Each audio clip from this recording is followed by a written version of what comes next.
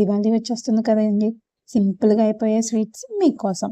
ముందుగా 100 గ్రాముల పచ్చికోవా అనేది తీసుకోవాలి. దాంట్లోకి 20 గ్రాముల పాలపొడి వేసుకొని బాగా కలుపుకోవాలి. ఆ తర్వాత 20 గ్రాముల మైదా వేసుకొని బాగా కలుపుకోవాలి. అన్నీ ఒకసారి వేసి కలుపుకోవచ్చు, కానీ ఇలా ఒక్కొక్కటి వేసుకొని కలుపుకుంటే మనకి డవ్ అనేది చాలా బాగా అవుతుంది.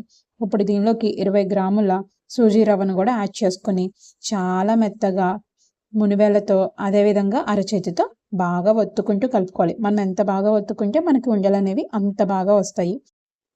దీనిలోకి జస్ట్ ఒక 1 టేబుల్ స్పూన్ వాటర్ అనేది యాడ్ చేసుకొని పిండి మొత్తాన్ని బాగా కలుపుకొని కనీసం ఒక 15 మినిట్స్ పక్కన పెట్టుకోవాలి. ఇప్పుడు చూసారు కదా, ఈ విధంగా మెత్తగా కలుపుకోవాలి. పాకం కోసం ఒక బౌల్లోకి 150 గ్రాముల పంచదార వేసుకొని ఒక గ్లాస్ వాటర్ అనేది యాడ్ చేసుకోవాలి. మనకి ఇక్కడ పంచదార కరిగితే సరిపోతుందండి, ఎలాంటి తీగ పాకం రావాల్సిన అవసరం లేదు. మీరు గనక జస్ట్ వాటర్ని టచ్ చేస్తే మనకి ఈ విధంగా బంకగా ఉండాలి, అప్పుడు మనకి పాకం వచ్చినట్టు. ఇప్పుడు ముందుగా ప్రిపేర్ చేసుకున్నటువంటి పిండిని చిన్న చిన్న ఉండలుగా చేసుకోవాలి. ఈ ఉండలని ముందుగా చిన్న అప్పడంలాగా చేసుకొని కట్ చేసుకున్నటువంటి డ్రై ఫ్రూట్స్ అనేవి యాడ్ చేసుకోవాలి. ఇక్కడ నేను బాదం పలుకులు అనేవి యాడ్ చేసుకున్నాను. ఎవరి ఇష్టాన్ని బట్టి వాళ్ళు యాడ్ చేసుకోవచ్చు. పిస్తా అయినా యాడ్ చేయొచ్చు, కాజు యాడ్ చేయొచ్చు. కాకపోతే నేను ఇక్కడ బాదం పలుకులు అనేవి యాడ్ చేసుకున్నాను. ఈ ఉండలకి ఎక్కడ పగులు లేకుండా రౌండ్ బాల్స్ లాగా చేసుకోవాలి.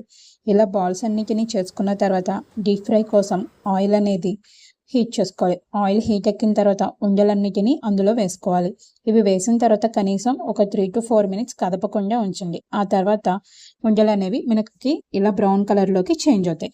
ఇలా చేంజ్ అయిన తర్వాత ముందుగా ప్రిపేర్ చేసుకున్నటువంటి పాకంలో వేసుకోవాలి. ఇంకేముంది, బయట షాపుల్లో దొరికే కాలాజామున్ చాలా ఈజీ ప్రాసెస్లో మనమే ఇంట్లో ప్రిపేర్ చేసుకున్నాం. ఇవి పాకంలో కనీసం ఒక 20 మినిట్స్ నుంచి ఆ తర్వాత తీసేస్తే మనకి చాలా టేస్టీగా అనిపిస్తాయి. ఇంకెందుకు ఆలస్యం, ఈ దివాళీకి ట్రై చేసి చూడండి. Please subscribe my YouTube channel, like, share and comment also. Thank you all.